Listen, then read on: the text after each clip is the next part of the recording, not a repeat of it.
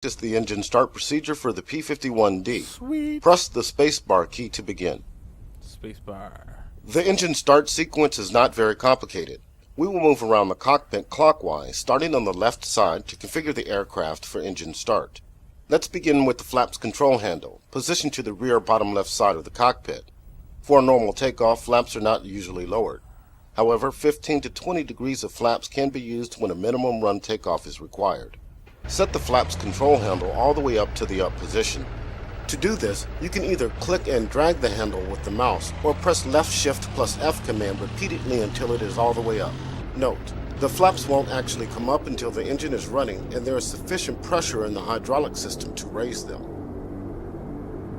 Now set the carburetor induction system for normal operation by moving the cold air control handle all the way forward to the ram air position and the hot air control handle all the way forward to the normal position. Yeah, I think they're both normal.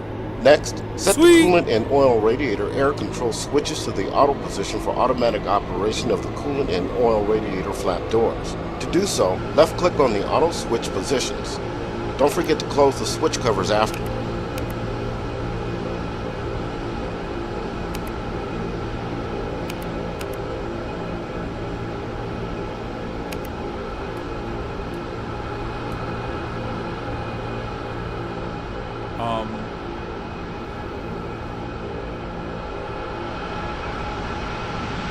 Yeah, I got the new Tracker IR5. Freaking awesome. I tried this once before. It didn't end Adjust well. the trim tabs to prepare for takeoff.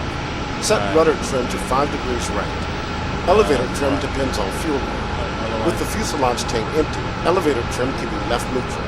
With the fuselage tank filled with 25 gallons or more, elevator trim should be set between 2 and 4 degrees nose down. Aileron trim remains neutral. On the throttle quadrant, ensure the propeller RPM lever marked P is set all the way forward to increase and the fuel mixture lever marked M is set to idle cutoff. Set the throttle handle about 1 inch forward from the full back position to slightly open the throttle butterfly valve and allow air to flow to the engine. If you don't have a throttle controller, the plus and minus keys on the keyboard numpad can be used to move the throttle handle. It's on the way. We want that back all the way to 0, and then we only want... Moving to the engine control panel on the front dash, turn on the fuel booster pump by setting the fuel booster switch to the up position by clicking over the switch. Select the left and right magnetos to provide power to the engine ignition system by setting the ignition switch to both. I think that's both. On the fuel control panel, ensure that the left wing tank is selected for fuel consumption by checking that the fuel selector valve is set to the main tank LH position. Open the fuel shutoff valve by clicking on it to set it to the on position. Let's set the parking brake to make sure we remain stationary when the engine begins to pull. You may want to open the controls indicator by pressing right control plus enter to monitor the positions of your flight controls, including the brakes. Setting the parking brake takes a few steps. First, pull out and hold the parking brake handle by clicking and holding it.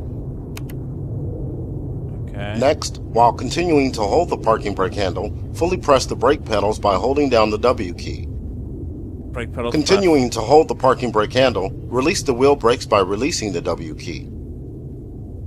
Released. Now release the parking brake handle to set the parking brake. If done correctly, the parking brake handle should remain in the pulled out position. That looks pulled out. We'll now move on to the electrical control panel on the right side of the cockpit. Set the battery switch to the up position to provide electrical power.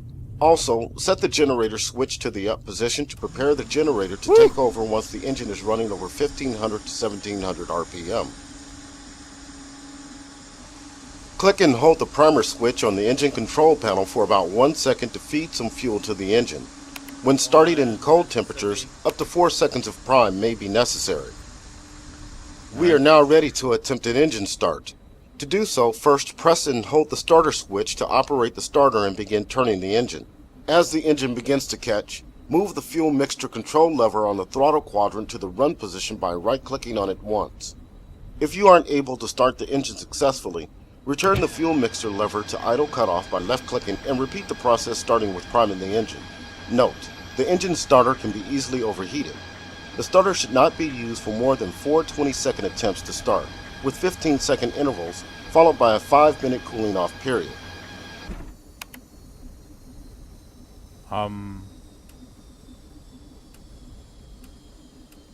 That's run. 15-second intervals. 1, 2, 3, 4, 5, 6, 7, 8, 9, 10, 11, 12, 13, 14, 16, 17, 18, 19, 20, 21, 22, 23, 24. Oh, 15. No, we're past 15. Let's try this again. We got this. Ready?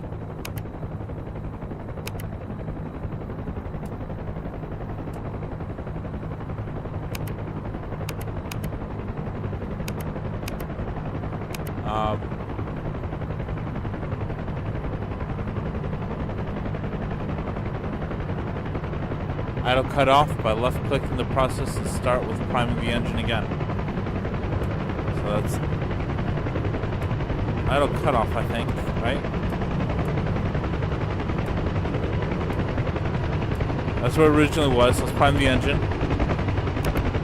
2, 3, 4, 5, 6, 7, 8, 9, 10. I only want 4 seconds, but that's okay.